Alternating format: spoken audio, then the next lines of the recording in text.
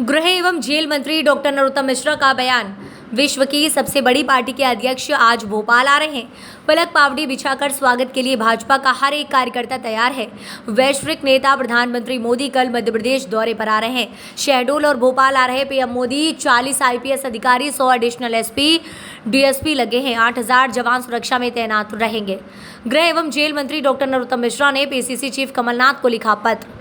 कर्नाटक के मंत्री प्रियंक खड़गे के बयान को लेकर कमलनाथ को लिखा पत्र। कमलनाथ गौशाला खोलने की बात करते हैं। बताएं प्रियंक खड़गे के बयान पर क्या राय है। बड़ी खबर आपको बता रहे हैं। पहले बेटियों के लिए बना विधेयक वापस लिया गया और अब गौ सेवकों पर निंदनीय बयान दिया है।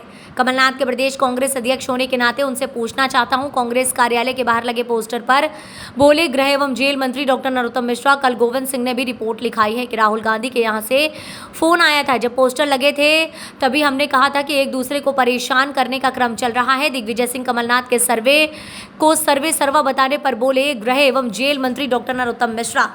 सर्वे और सर्वे सर्वा दोनों चीजें हैं।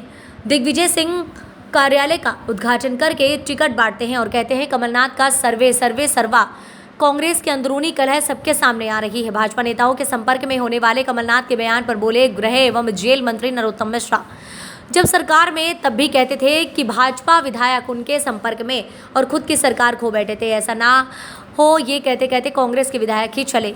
बाल मुकुंद गोविंद की सजा पर दिग्विजय सिंह के सवाल उठाने पर बोले एवं गृह एवं जेल मंत्री डॉक्टर नरोत्तम मिश्रा। दिग्विजय सिंह संवैधानिक संस्थाओं पर, न्यायालय पर, सेना पर सवाल उठाते हैं। चुनाव हार जाते हैं तो ईवीएम पर और निर्वाचन आयोग पर सवाल उठाते हैं। संवैधानिक संस्थाओं का मान घटे ऐसा काम करते हैं दिग्विजय सिंह। दिग्विजय सिंह को पीएफआई और जाकिर नाइक सही लगते हैं।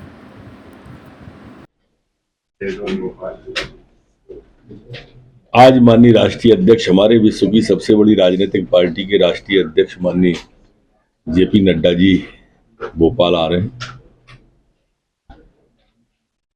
उनके स्वागत के लिए समस्त कार्यकर्ता तैयार, पलक पावड़े बिछाकर। कल माननीय प्रधानमंत्री जी 3 पॉइंट हैं ट्रांजिट बजट पर जबलपुर, शहडोल और भोपाल। वैश्विक नेता जिन्होंने भारत के मान को विश्व में बढ़ाया है, वो भोपाल भी आ रहे हैं, शहडोल भी आ रहे हैं। कार्यक्रम है दोनों स्थान पर। सुरक्षा की पूरी चिंता की गई है। लगभग 40 आईपीएस इन कार्यक्रमों में लगाए गए हैं। एडिशनल एसपी, डीएसपी के लगभग 100 लोग इस व्यवस्था में लगे हैं और 8000 जवान के लगभग बाहर से मंगा करके इस व्यवस्था में लगाए गए। वो कह रहे हैं गौ रक्षकों को लात मार के बंद कर दिया जाए। कर्नाटक में मंत्री भी है।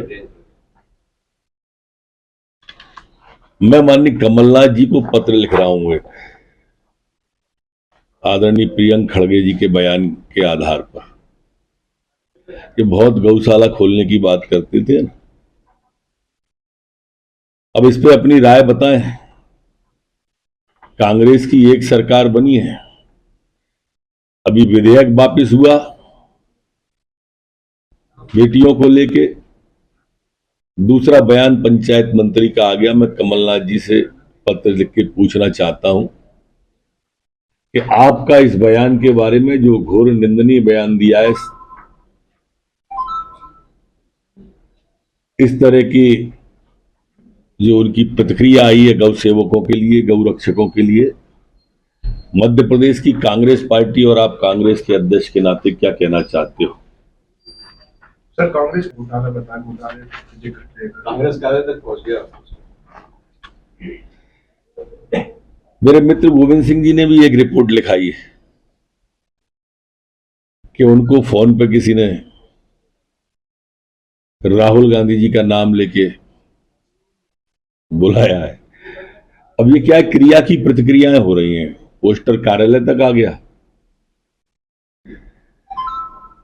ये जो हमने पोस्टर लगा था तभी कहा था,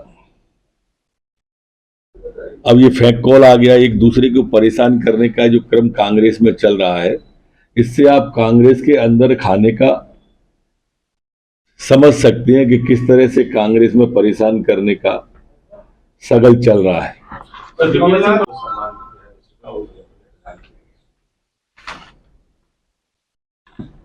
ऑर्डर ऑफ द नाइल सम्मान से हमारे प्रधानमंत्री को मिस्र में नवाजा गया है। ये प्रधानमंत्री का अकेले का सम्मान नहीं, ये भारत देश का सम्मान है। अमेरिका में आपने उनकी अगवानी देखी होगी, स्वागत देखा होगा हमारे प्रधानमंत्री का। ये भारत देश के हर नागरिक का है, सम्मान है। ये हमारे अपने वोट की ताकत है कि देखिए भारत का मान कैसे बढ़ता है, कैसे विश्व गुरु बनने के लिए हमारा भारत आगे बढ़ता है। अब आप कल्पना करो, कोई पैर छीने के लिए दौड़ रहा है, कोई ऑटोग्राफ मांगने के लिए दौड़ रहा है, कोई मिस्र में उनको एक अलग प्रकार का सम्मान है, ऑर्डर ऑफ द नाइल, जो नदी के बारे में कहा जाता है, वो सम्मान प्रधानमंत्री को दिया जा रहा है। स्वाभाविक रूप से ये उनको सोचना चाहिए जो प्रधानमंत्री जी के बारे में तीखी प्रतिक्रिया देते हैं और विदेश में जाके भारत का अपमान करते हैं। जो सजा हुई है वो गलत है, उनका आशय इसी से।